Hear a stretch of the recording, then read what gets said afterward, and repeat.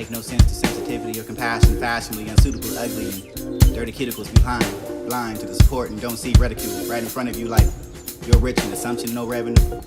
Every incident in replica, every accident, leaving damage not looking, savagely walking your way through the scene like cameras cut, no report, no documentation, no note, old time thinking, unnoticed looking for the dirt, no dignity or purpose for proposing, agenda, losing rings and drop protocols and can't relate crews by another relationship sunken. Promises left in causes for the next lover or soul mode to discover. Denying like it was the first time the story. Famous last time running out of luck and lifeline being crooked, obtuse and one-dimensional, an attorney. Criminal terminology is confirming. Eternal affairs to whatever you want matters like a little brat that fared tearing my heart in half, not throwing in the air. Whose feelings, who cares anymore? Like that one. You really can't stand it falling out of love, climbing out of barricades. You walking around with the two faces like masquerades and rage turning it around me to point out a different book or chapter, different page, time to put it on the shelf and walk around the house with sage. I suggest stop being cold-hearted and swearing guaranteed to make you sweat, but I bet you could be stupid all day and be lucky enough to find uncontrollable composure. Your mindset won't make it better until significant adjustments where it's not just you, injustice and can't catch up. Mouth full of custard and swirls on the nut before the ball buster and busted. Everything to custom, pulling divorce or racks at Nordstrom's. You don't know where all the damages come from. So you see where homeless, begging, the homies, and the spinning will stop the bottom until you suck the cock out of me. Change it was never around to watch reversing me for the tables were turned and hearing trials of error and expenses and constant consequences, and you repeat the sentences in repetition. The signature at the bottom of the proof of residency, even though you can see the residue and signs of resigning. The abuse of democracy in the same way is not responsible for the irreplaceable teacher and no principles. Vegetarians sitting on broken leg vegetables, collapse and lose nutritional values. The paradise was lost but regained for the pain, avoiding destruction and trust until you have the time and responsibility that it has to have the sacred freedom, denial, looking to analyze everything that happens between space and time, between the people. Find that you can't lie in the same place where you left. You can lie in front of my face, blame me, compare apples to pears. Come on, that's a lame way to avoid the reality, the guilt, blind and lean for obliviously moved. Pocket, mediocre enough to find low-key crazy to think that you change different outcomes.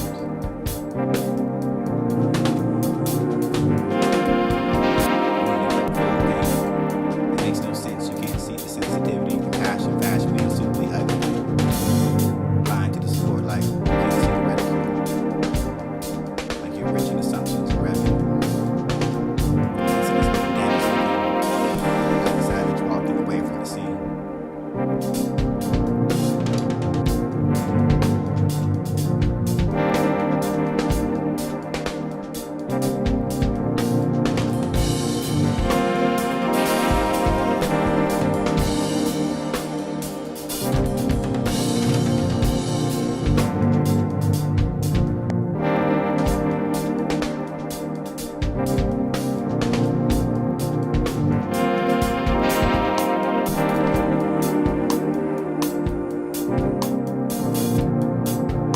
Kind of un- or subconscious way, what the surface consciousness can never grasp. And the Taoist would say certainly it can. But you've got to learn to use your brain by allowing it to go to work on your problems without interfering with them. And then it will deliver you a decision. And this is why when you get to the real study of Taoist and Zen Buddhist practice, you get to the point where you learn to act without making decisions. Or rather, to use a more exact word, without choosing. Krishnamurti talks a great deal about being choicelessly aware. And he says freedom is precisely the state of not having to choose. Now that sounds quite paradoxical because we're always talking about freedom of choice. But choice is not a form of freedom in the sense of the word. What is choice in the sense of the word? Choice is the act of hesitation that we make before making a decision. It is a mental wobbling. You know, some people, when they take up a pen to write, they don't just write, but they jiggle the pen around indecisively like this and then start writing. Or a person comes into a room and wonders who to talk to and sort of is in doubt, you see. In that moment, he's choosing. Whereas a person who comes into a room and decides who to approach, he doesn't wait to choose. We say he is decisive, but that's a funny saying because it means he doesn't stop to decide. So in the training in Zen Buddhism, which is simply a Buddhist extension of Taoism, Zen Buddhism arose out of the marriage of Buddhism and Taoism in the 5th century AD. And over the following centuries. So they have a way of training you so that you always act without choosing. For example, there was one day a leaky roof, and there were a couple of monks attending the Zen master, and he said, "The roof is leaking." One monk disappeared and came back instantly with a sieve and put it under the drips. Another monk, after some time, came back with a bucket.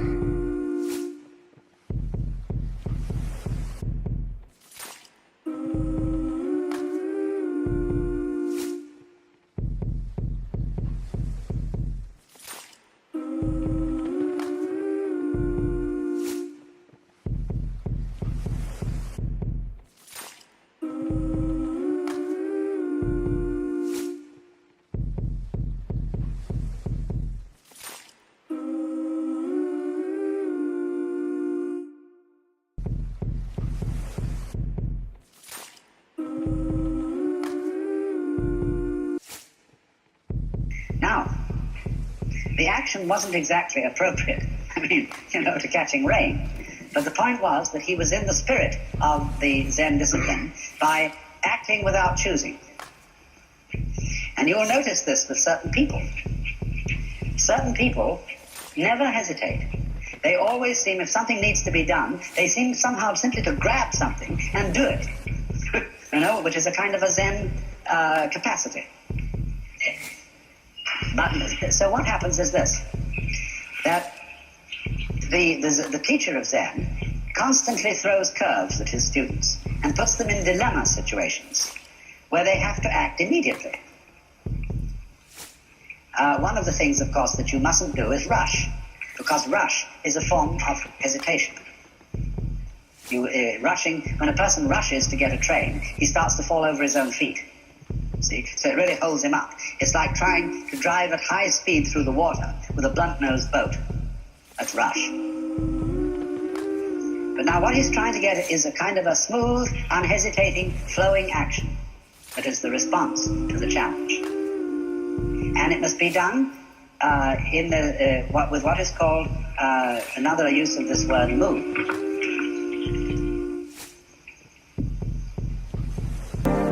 This is called wunyan in Chinese or munen in Japanese. And this word, nen, is composed of the character meaning now and the character meaning mind, heart, shin.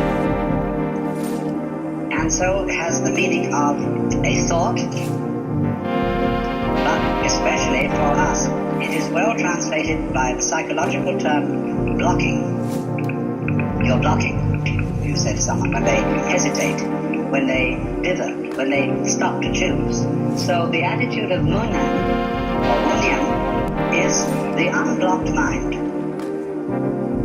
where it doesn't hesitate ever. Just as the river doesn't hesitate when it flows, and just when you clap your hands, the sound comes out without hesitation. And when the moon rises, the water doesn't wait to reflect it. It reflects it instantly. So that instant reflection, or it's a kind of resonance, is what is looked for as a response of the individual to his environment. And he does this to the degree that he knows himself to be one with his environment. Then his capacity for response increases in according to the way in which he feels that he is simply all of a piece with it and not something that is in it and with a barrier around him through which messages have to get and then the decisions have to be made up and sent out. So then, you could say that a kind of extremely subtle sensory awareness has to be developed as between the individual and his environment, so that he feels it out. Now, today, this sort of talk is very unpopular, because scientifically minded people, especially academic scientists, those who teach at universities, are exceedingly suspicious of intuitive reactions. They say, oh, blah, blah, blah, blah. You can get into all sorts of trouble that way. But the thing that they neglect to realize is that everybody uses it. Even the most meticulously careful, analytical, rigorous, sound scientists